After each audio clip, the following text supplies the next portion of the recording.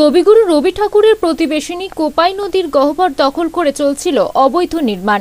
বীরভূম জেলা প্রশাসনের পক্ষ থেকে অবৈধ নির্মাণ বন্ধ করে দেয়া হলো। কোপাই নদীর অবৈধ নির্মাণ স্থলে জেলা প্রশাসনের উচ্চপদস্থ আধিকারিকরা। শান্তিনিকেতনের পাশ দিয়ে বয়ে গেছে কোপাই নদী। রবীন্দ্রনাথের লেখনীতে আমরা কোপাই নদীকে পাই প্রতিবেশিনী হিসেবে। সেই কোপাই নদী দখল করে চলছে অবৈধ নির্মাণ কাজ। এভাবে দিনের পর দিন কোপাই নদী দখল করে নির্মাণ কাজ চললে আগামী দিনে আর কোপাই নদী বলে কিছু থাকবে না। এই কোপাই নদীর জলের উপর নির্ভর করে স্থানীয় মানুষজন। নদীতে গ্রীষ্মকালে জল পান করে গৃহপালিত পশু। সেই নদীর এখন দুরবস্থা। নদীতে তোলা হচ্ছে অবৈধভাবে বালি, মাটি। এখানে আমরা পরিদর্শনে এসেছি, আমি নিজে এসেছি এখানে। আমার এডিএম এলআর আছেন, আমার executive engineer, irrigation Mayurakshi south canal তারা আছেন, আমাদের এখানে বিএলআরও আছেন, এসডিএলও আছেন এবং আমাদের ল্যান্ড অফিসের প্রায় সবাই এখানে আছেন। সকাল থেকে এখানে আমরা দেখছি বিষয়টি গুরুত্ব উপলব্ধি করে। প্রথম কথা হচ্ছে যে এখানে যেটা আমরা পেপারস এবং তার সাথে সাথে এখানে সরজমিন যে দেখলাম নদী, কোপাই নদীর কোর্সটা চেঞ্জ হয়েছে। এক নম্বর কথা, ঠিক আছে। কোপাই নদী আগে যেভাবে যেত সেখান থেকে সরে এসে কোর্সটা চেঞ্জ হয়েছে, এটা এক।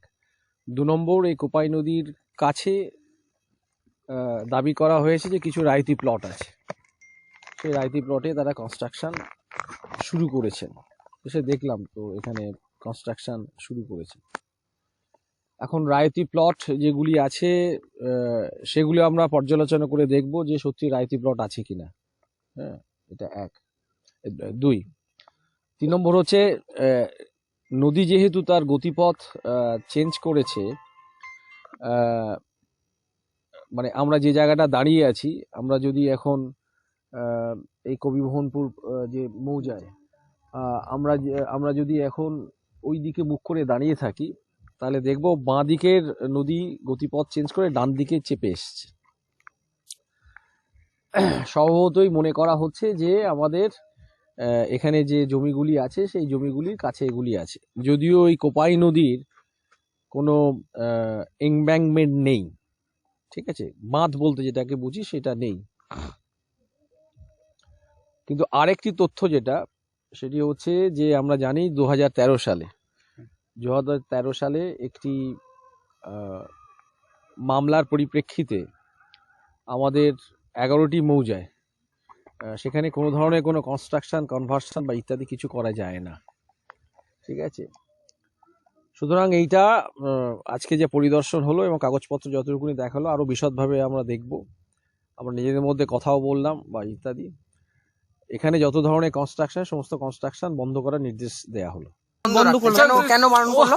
আমি বলছি তো, আপনি কি কেন বারণ করেছেন? হ্যাঁ, সে মালিকটা জবাব দেবে। মালিক কারা? এরা মালিক কে আছে? মালিক কে? তোমরা প্রেসে কাজ করছো, খুঁজে বার করো না। তুমি কি দায়িত্বে রয়েছে? আমি এখানে শুধু এই ছেলেগুলো কাজ করছে, ওর ঠিকঠাক কাজ করছি না, এটাই দেখা। এখানে কি হতো?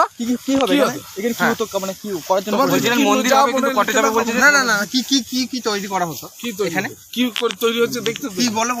ওই তো দেখতে কি মন্দির আর সঙ্গে তার জন্য বলতে পারবো না। আর ওই যে বললো যে কটেজ করার জন্য, বাংলো করার জন্য এটা বলেছে। বাংলো কটেজ ঠিক করে হবেই না। বীরভূম থেকে কাজী আমিরুল ইসলামের রিপোর্ট, আনন্দ বার্তা।